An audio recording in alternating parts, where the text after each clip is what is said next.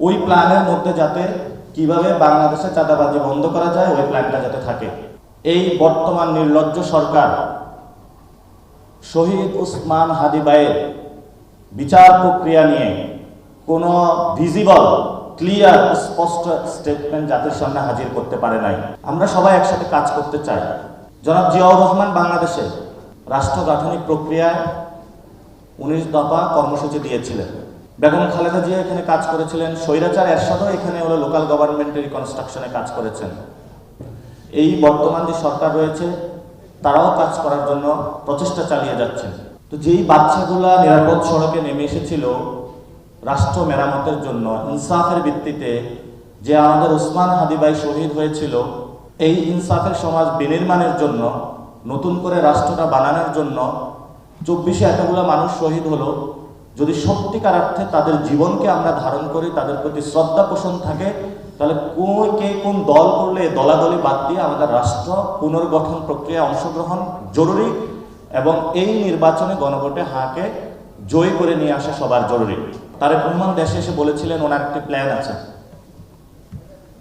এটা তো নিশ্চয়ই ভালো প্ল্যান হবে, খারাপ প্ল্যান তো আর হবে না, যেহেতু উনি শহীদ জিয়াউর রহমানের ছেলে। তা আমরা আশা করব ওনার প্ল্যানের মধ্যে আমাদের শহীদ ওসমান হাদি ভাই যে ইনসাফের কথা বলেছিলেন, ভারতীয় আধিপত্যবাদের বিরুদ্ধে কথা বলেছিলেন, সেই প্ল্যানের মধ্যে যাতে এটা অন্তর্ভুক্ত থাকে। ওই প্ল্যানের মধ্যে যাতে কিভাবে বাংলাদেশে চাঁদাবাজি বন্ধ করা যায় ওই প্ল্যানটা যাতে থাকে। ওই প্ল্যানের মধ্যে কিভাবে টেন্ডার সন্ত্রাস বন্ধ করা যায় যাতে ওই প্ল্যানের মধ্যে থাকে। যদি ওই প্ল্যানের মধ্যে না থাকে তাহলে এই প্ল্যানটা আমরা মনে করি বাংলাদেশের জন্য না, অন্য কারো স্বার্থ সংশ্লিষ্ট হয়ে এই প্ল্যানটা বাংলাদেশে প্রবেশ করবে। এই বর্তমান নির্লজ্জ সরকার শহীদ ওসমান হাদি ভাইয়ের বিচার প্রক্রিয়া নিয়ে কোনো ভিজিবল ক্লিয়ার স্পষ্ট স্টেটমেন্ট জাতির সামনে হাজির করতে পারে নাই। তারা হলো ধরি মাছ না ছুঁই পানি, ওসমান হাদি ভাইয়ের জানাজার অ্যারেঞ্জমেন্ট করে দিয়েছে। অতটুকুই কিভাবে জনগণের ক্ষোভকে শেষ করা যায় এটা হলো তাদের একটা কায়দা কানুন ছিল। আমরা বর্তমান সরকার যারা রয়েছে, বিভিন্ন গোয়েন্দা সংস্থা থেকে শুরু করে সবাইকে বলবো মেরুদণ্ড আর বিক্রি করবেন না। আমাদের ভাই এই বিশ্ববিদ্যালয়ের সন্তান, ইনসাফের রাজত্বের বাণী তিনি প্রচার করেছেন। কিভাবে পেশি শক্তি রাজনীতির টাকার খেলাকে বন্ধ করে সুন্দর ক্যাম্পেইনের আমাদেরকে দিয়ে গিয়েছেন, নতুন বাংলাদেশের স্বপ্ন দিয়েছেন।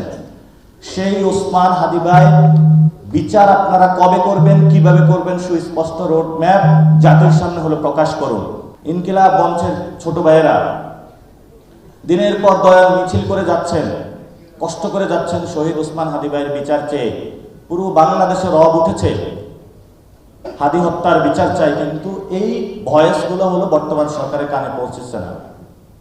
কেন পৌঁছতেছে না?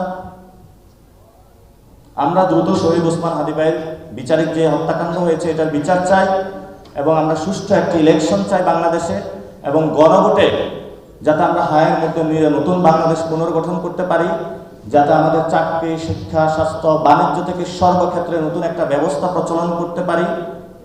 সেই ক্ষেত্রে আপনারা যথাযথ উদ্যোগ নেবেন, কারণ বাংলাদেশ যখন হেরে যায় তখন একমাত্র বাংলাদেশের ভরসা হয়ে দাঁড়িয়ে থাকে ঢাকা বিশ্ববিদ্যালয়। আপনাদের ঢাকা বিশ্ববিদ্যালয়ের কাছে বড় ভূমিকা রয়েছে। আপনারা যদি রাষ্ট্রকে পুনর্গঠনে এগিয়ে আসেন, বাংলাদেশ কখনো হারবে না।